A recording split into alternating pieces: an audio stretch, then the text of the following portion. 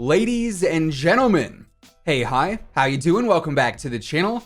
It is officially Thirsty Thursday, so naturally, we've got to have the G Fuel on the ready. You already know COD MW has got you covered there with a nice discount. And alongside it being Thirsty Thursday, it is also update day here in Call of Duty. A pretty interesting one at that. We saw the end to the Outbreak event. Technically, we didn't get a new update yesterday, so today's update is, in a way, the 1-year update for Warzone since the game launched 1 year ago yesterday. And as always, today we're breaking down everything that changed across the board.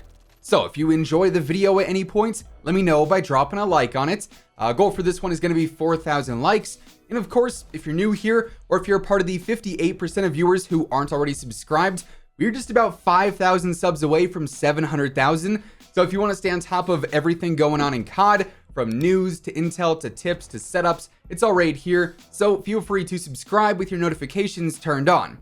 Also, if you don't already follow me over on Twitch, I do see a lot of you guys asking if I stream. I do occasionally over there, and that link is down below if you want to drop me a follow and tune in whenever I'm live. Anyways, when it comes to today's update, just a heads up, this is just another normal routine game settings update or a hotfix patch. So for this one, you don't need to download anything major. There's no copying over on PlayStation, no hard drives or shedding any tears today. This is just a normal routine weekly update this time around. As of right now, we don't really know when the next title update could be, but as always, if and when that information surfaces, I'll be sure to keep you guys updated. Now, the first big change as of today was actually a reduction of content. Seems weird to say, but hey, that's what we've got going on. Today, we ended up seeing the end of the Outbreak event for Cold War in Warzone, meaning if you didn't end up unlocking those rewards, they are now gone forever. That event is officially over. However, the mode itself is still active over in Cold War in case you want to continue playing that. Now, that said, the Outbreak event also started something today. Actually, I guess you could say the Outbreak event ending started the Outbreak event in a way. I know it sounds weird, but basically, here's the deal. Today, Call of Duty released a Warzone containment protocol alert, which said, "Attention all Verdansk operatives, the emergency broadcast system has issued a minor contagion warning for the southeastern zone of Verdansk, encompassing the ghost ship, aka Doodlebob's Vahoid Manoy, the prison complex area, and then also the surrounding areas as well." This goes on to say it's recommended to exercise extreme caution as the unknown forces, aka the zombies, are hostile and engaging them may result in additional conflict. Then this blog ends with, "The containment protocol level has not been raised because the threat appears to be contained in the southern zone of Sector 5, and that's basically like the whole southeast area of Verdansk there by the prison and the ship and whatnot." However, I think we all know where this is going, as now on Verdansk, the infected area marks have moved over on top of the prison, so you see like the red slashes on that now, meaning the outbreak, the infection is in fact starting to spread across Verdansk. While the blog says that the threat is contained in Sector 5's south edge, I highly doubt it's going to stay there, as we've talked about before with the whole leaked audio in game, indicating that this is going to be a pretty widespread thing. So it seems like this is officially the beginning of the end for Verdansk. The zombie outbreak is now starting to move across the map. Can't say I'm particularly looking forward to them reaching Superstore if and when that point comes. That's going to be chaotic as can be, but I'm also curious to see how fast this is actually going to sort of evolve. Obviously, we're now 2 weeks into the season. We saw it start at the shipwreck. Now it's just at the prison and the surrounding areas. We've got a lot of locations left. If the zombies are going to sort of take over the entire map, you would think it's going to be a pretty decent amount of time for them to reach like the dam and the military base at this rate, where we only have like what, I want to say 5-6 weeks left in this season in general. It's going to end April 22nd, I believe, right now. So either the zombies are really going to pick up the pace here, or we're not going to see the entire map overrun, just probably like the majority of it. But in the coming weeks, I would assume this is going to be like a weekly thing at this point, where every Thursday alongside the playlist, we're going to see the port area infected, and then the farmland area infected, so on and so forth. And these zombies are really going to start to take over Verdansk, which of course, as we talked about earlier on this week, is going to lead to that next event. All around though, very interesting stuff. Like I said, I'm pretty excited to see how this plays out.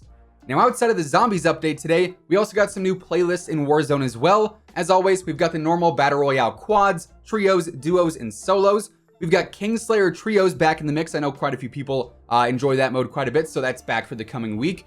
We've got Resurgence trios on Rebirth Island yet again, then also Plunder quads to round things out. Then over in Modern Warfare, we've got some new modes here as well, including Boots on the Ground War once more, where there are no vehicles on the Ground War maps.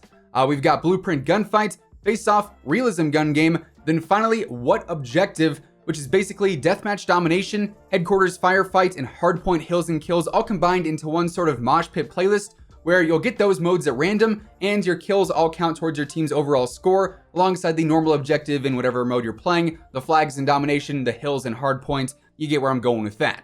Now, getting into the Cold War changes, we also got a new playlist update here, and this week, we've got a brand new seasonal mode called St. Patrick's Stockpile, which is pretty much just Stockpile with some changed assets to be themed around St. Patrick's Day, of course. If you remember Stockpile from previous games, think kill confirmed, but instead of tags in this mode, it's going to be shamrocks you collect whenever you kill a player. Then you got to take those shamrocks and deposit them into a pot of gold. And for the time being, this is going to be St. Patrick's Day themed. However, Treyarch did say that sometime in the future, Stockpile is going to come back as just a regular mode, and it'll be the same premise and objective then, just without all the shamrocks and the pot of gold stuff. Honestly, a pretty cool mode, and you can get a decent amount of XP from it as well. If you play the objective, if you deposit a ton of those shamrocks, you're going to get some pretty nice score from that. Easy streaks, easy score, easy XP, all around a pretty cool mode.